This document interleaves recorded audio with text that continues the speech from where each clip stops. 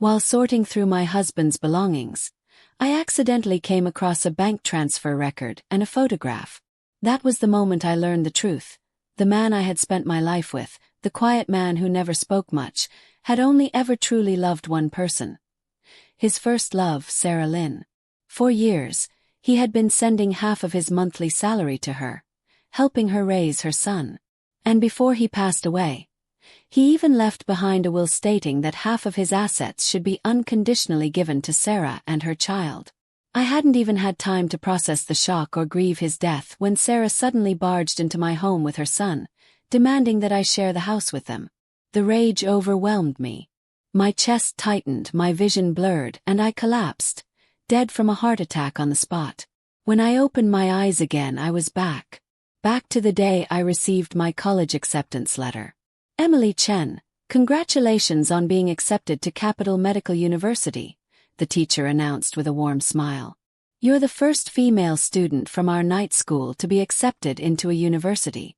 We're all so proud of you. He patted my shoulder kindly. Study hard, Emily. Someday, you'll use your medical knowledge to help many people. I will, I replied firmly, emotion welling up in my chest. I won't let you down. I won't let down the country that nurtured me. But then I hesitated.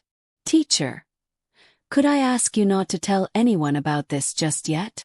He looked puzzled. Why? I'm just afraid someone might try to steal my spot, I said, making up an excuse on the spot. The teacher nodded, understanding, and agreed to keep it confidential.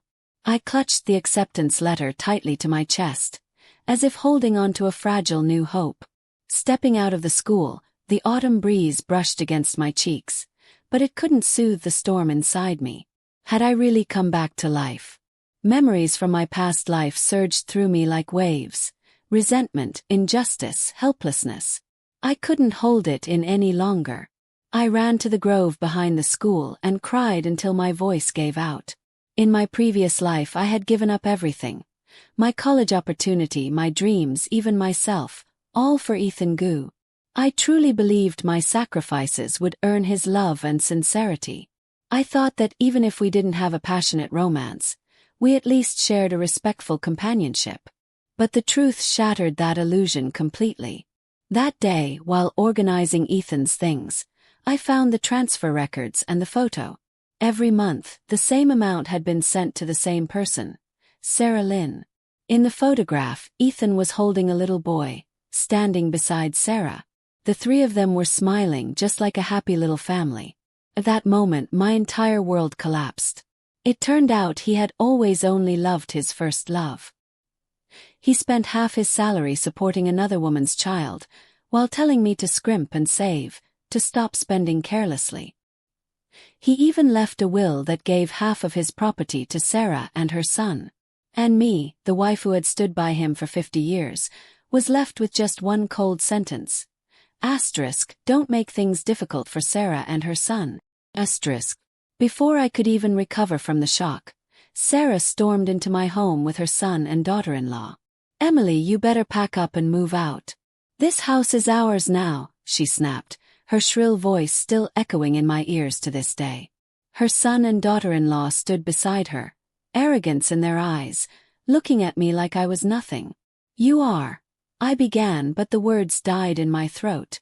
Rage tore through me. My body trembled uncontrollably. Pain ripped through my chest. My vision went dark. I fell to the ground and died. And now, unbelievably, I had returned to the day I received my college acceptance letter. I was beyond thrilled, beyond excited. Since fate had given me a second chance, I swore to myself, I would never repeat the same mistakes. This time I would live for myself. I would walk a path without Ethan Gu. The first thing I did after getting home was to safely put away my acceptance letter. In my past life, I had been so overjoyed when I got it. I couldn't wait to share the news with Ethan. But he wasn't happy at all. In fact, he looked sorrowful. Emily, don't go to Capital, he said.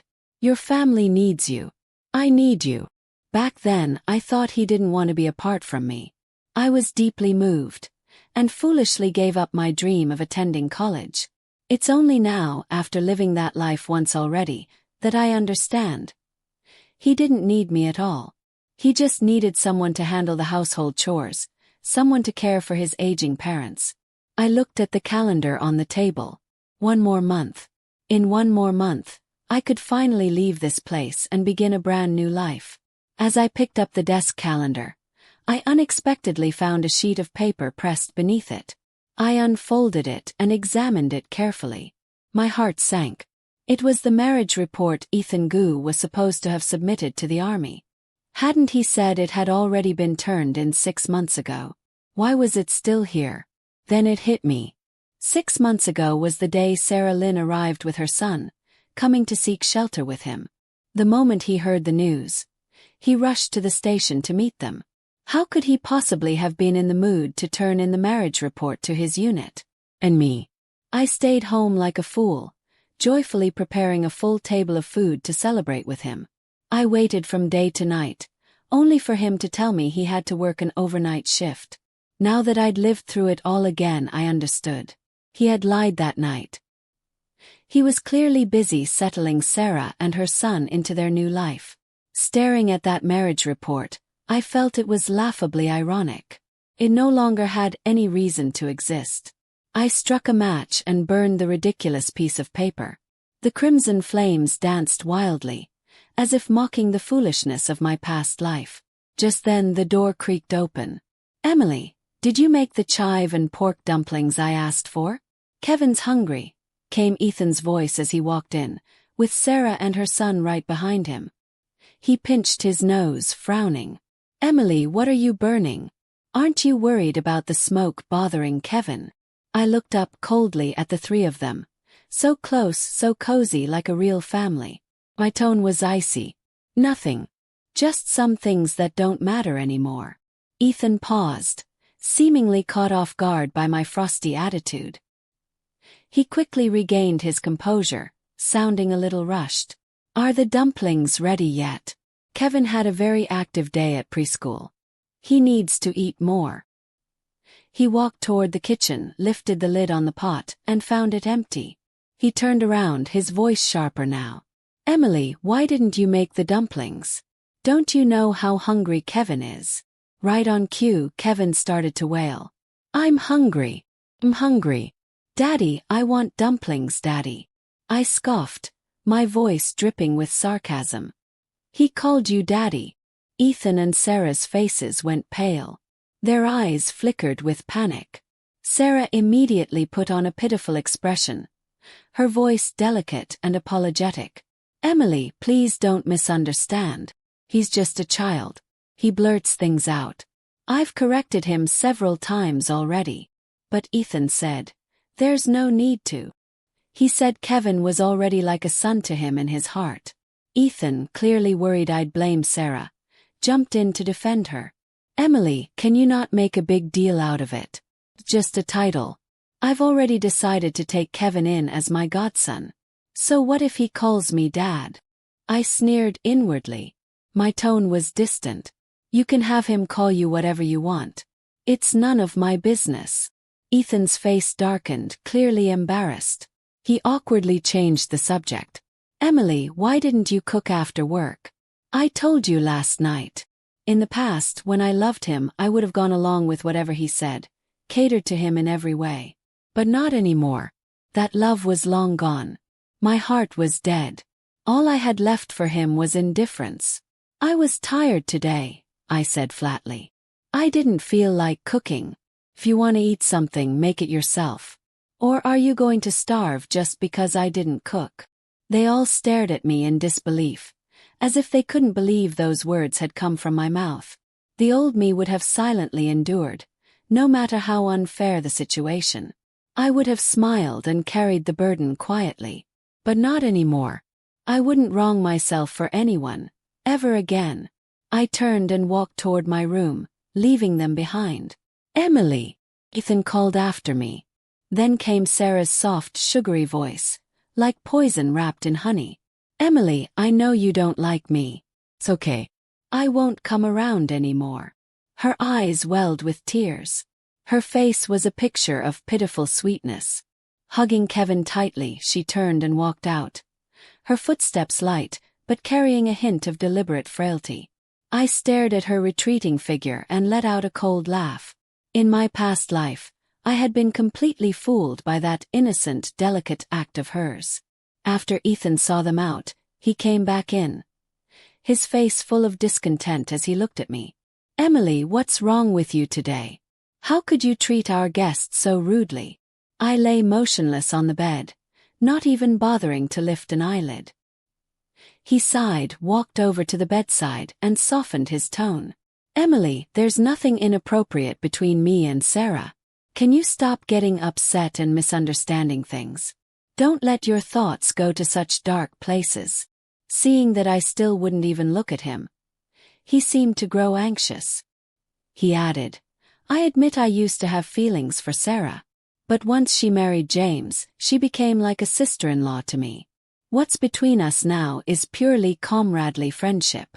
He paused, then continued, "I've told you more than once, if James hadn't sacrificed himself to save me, Sarah wouldn't have lost her husband, and Kevin wouldn't have lost his father. Ew them. They're just a poor mother and child. And I have a responsibility to take care of them. As a military wife, you should understand and support me." Sarah's husband, James Gang, and Ethan had joined the army together as sworn brothers. They had both fallen in love with Sarah, a dancer in the cultural troupe. But Sarah chose James, who had a higher rank. On the day they married, Ethan finally introduced me, his fiancée from the countryside, arranged by our families long ago, to his fellow soldiers. No one expected that James would later die in battle protecting Ethan. Ethan had been burdened with guilt ever since. But what did that have to do with me? If he owed someone a debt, he should repay it himself. Why drag me into it? In my past life, he gave Sarah things that belonged to me. My food ration coupons, the new comforter I had just sewn, the fabric I hadn't even cut yet. All of it without asking me. When I cried and told him those were mine and I needed them too, he told me to be generous and kind-hearted. Otherwise, I wasn't fit to be a military wife. And now, he dared say I was being petty and dirty-minded. How absurd. Everyone in the neighborhood could see how close Ethan and Sarah were. Too close. After work, he never came to pick up his own fiancée. Instead, he went straight to Sarah's workplace to walk her and her son home, laughing and chatting the whole way. To outsiders, they looked like a loving family of three.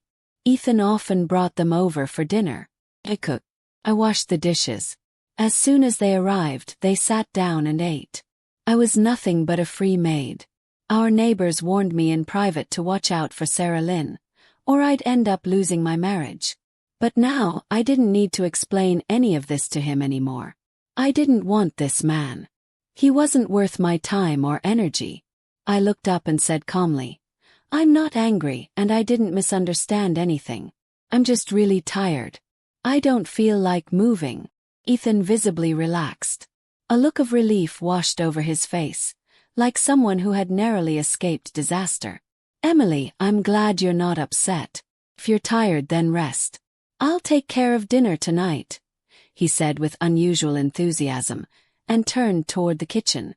I lay on the bed, staring at the ceiling, my mind already planning my trip to Beijing. The smell of food eventually wafted into the room, pulling me back to the present. "Emily, dinner's ready," Ethan called from outside the door. I got up and walked to the table. 2 simple dishes and a soup sat there. Nothing fancy, but somehow they felt unfamiliar to me. In my previous life this had been normal, expected, endured. But not this time that we had sat at the same table like this before. Me, Ethan, and now Sarah and her son Kevin. But back then, my eyes were full of warmth when I looked at him. I used to watch him eat with quiet affection, thinking how lucky I was to be by his side. Now all I felt was emptiness. A deep, quiet indifference that settled in my chest like frost. "Emily," he said carefully, breaking the silence. "I was thinking, maybe we could give the TV to Kevin, to keep him entertained. I mean, you and I don't really watch it much anyway." I almost laughed. Not out of humor, but from the sheer absurdity of it all. In my past life, he didn't even ask. He just carried the television out one day like it was nothing. I had saved for months to buy that thing, scraping together ration coupons, borrowing money from coworkers in small amounts, promising to pay them back slowly. And just like that, it was gone. We fought about it, of course. I remember screaming, crying, begging him to bring it back. Sarah had the nerve to return it, pretending to be polite. But Ethan, he said it embarrassed him. Used a routine military deployment as an excuse to leave, and didn't come back for a whole month. When I finally went to see him, he told me he was too busy for me. But I saw him walking hand in hand with Sarah and Kevin through the market, buying groceries like a family. Because I still loved him then, I swallowed my pride. I personally took the TV back to Sarah's home. Only after that did Ethan return to me, and when he did, he praised me. Called me a good military wife. Kind, generous, a model of virtue. Thinking about it now, I gave myself a bitter, self-deprecating smile. "What are you smiling about, Emily?" Ethan asked, puzzled. "Nothing," I said, forcing the smile away.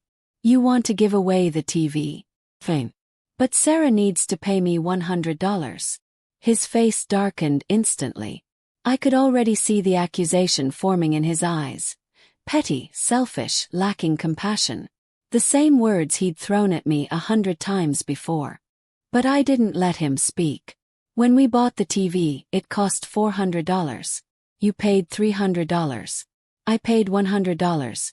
And I had to borrow that 100 bit by bit from coworkers. I still haven't finished paying them back.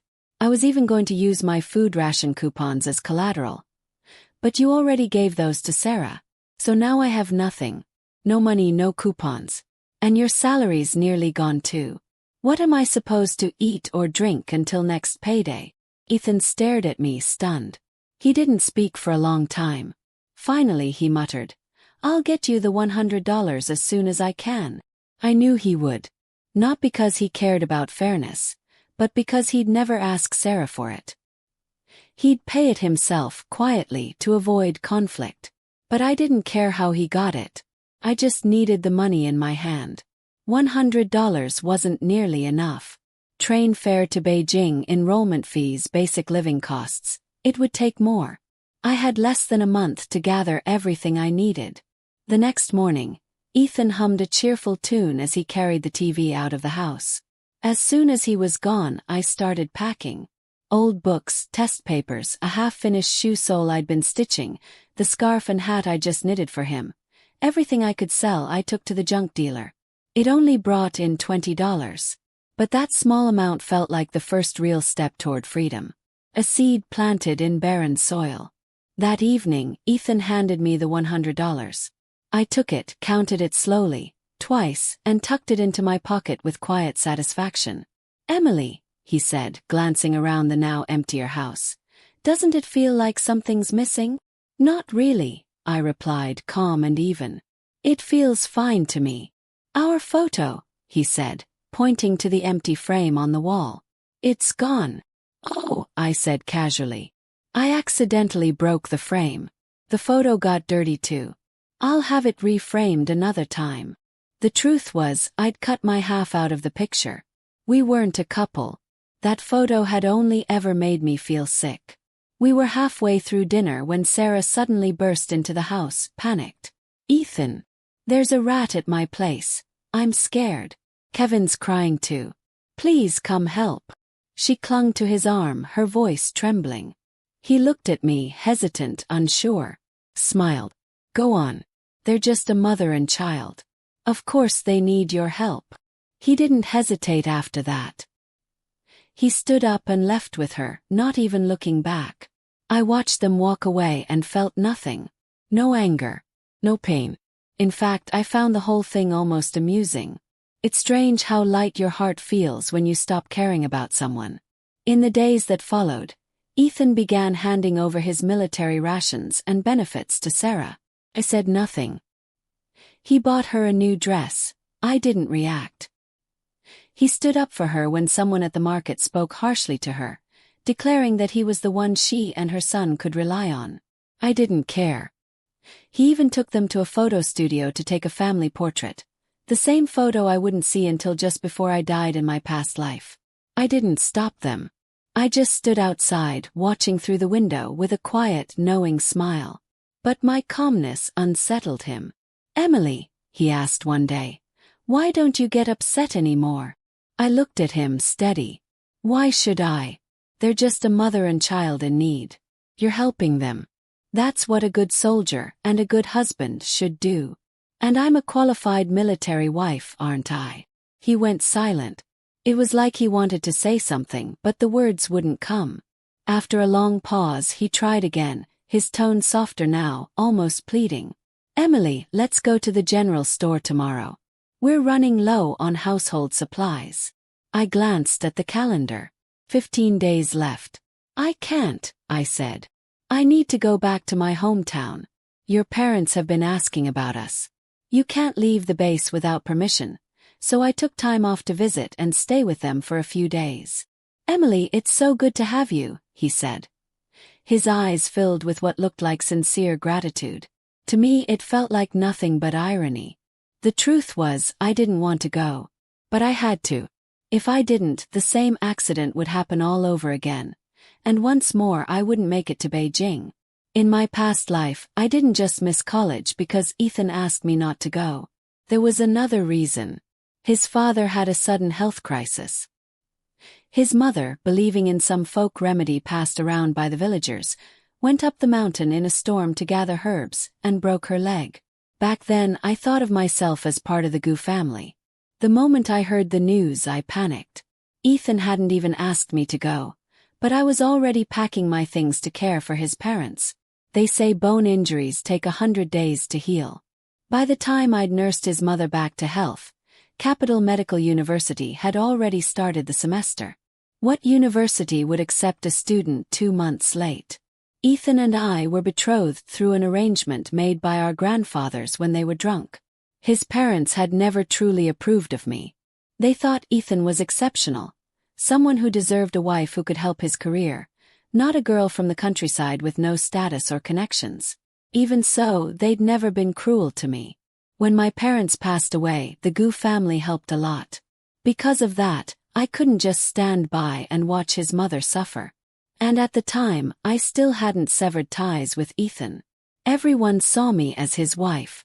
If I didn't step up during a family emergency, people would talk. This time I arrived just in time. His father had only just started feeling unwell. I immediately contacted the village chief and had him taken to the hospital. His mother went with him. 3 days later, I brought them both home safely. To be sure there were no setbacks, I stayed another week. I cooked, did laundry, chopped firewood, kept the stove going.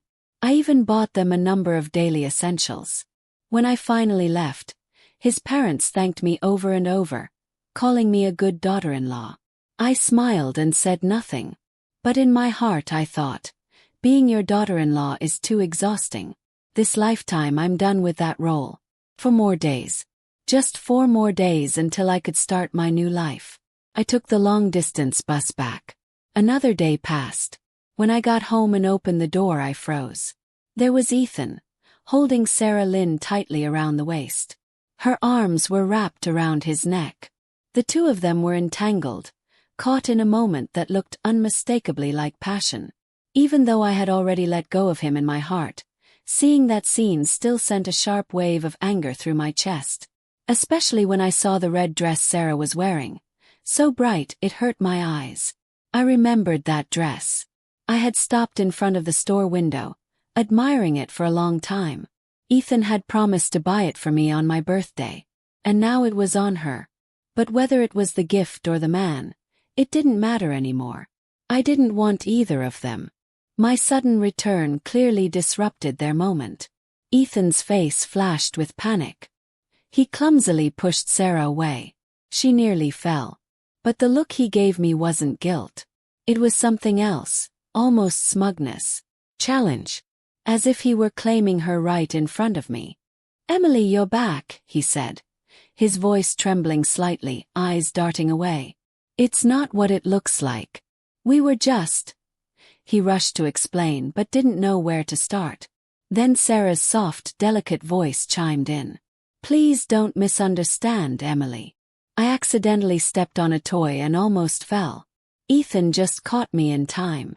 As she spoke, she smoothed the hem of her dress, her head bowed, playing the part of the fragile, innocent woman perfectly. I stared at their clumsy little performance and felt nothing but amusement. Okay, got it, I said. No misunderstanding. 6 flat words. No emotion. No anger. No tears. My reaction clearly surprised him. He frowned deeply, something like sorrow flickering in his eyes. He reached out to grab my arm as if he wanted to say something, but stopped himself. At that moment, a crisp child's voice broke the silence. Mom, look at the boat I made. Kevin ran up to Sarah, beaming, holding a folded paper boat in his hands. My gaze dropped to the paper, and my breath caught. That sheet of paper. Why did it look so much like my college acceptance letter? Well, it couldn't be. My heart started pounding. Panic and fury surged through me. Without thinking, I rushed forward and snatched the boat from Kevin's hands. He let out a loud wail, bursting into tears, snot and drool smeared all over his face. Ethan quickly scooped him up, patting his back gently. Shoo, Kevin, it's okay. Don't cry. Sarah dabbed at his cheeks with a handkerchief, concern in her eyes, then shot me a sharp glare. Emily, she said, voice trembling, no matter how much you dislike me, don't take it out on Kevin. What did he ever do wrong? But I wasn't listening. All I could focus on was the paper in my hands. Their voices faded into a dull buzzing like distant mosquitoes. With shaky hands, I unfolded the boat, breathing hard. Thank God. It wasn't my acceptance letter. But I couldn't relax. Not yet. I bolted into my room, dropped to the floor, and crawled under the bed. After a few frantic seconds of digging, I pulled out the envelope where I'd hidden my college admission notice. Seeing it intact, I finally let out the breath I'd been holding. I tucked it into my shoulder bag and zipped it shut.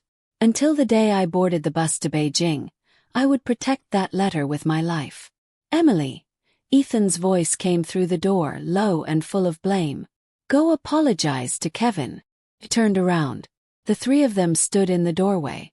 Kevin's face was streaked with tears, cheeks red and puffy, sniffling while waiting for my apology. But I felt no remorse.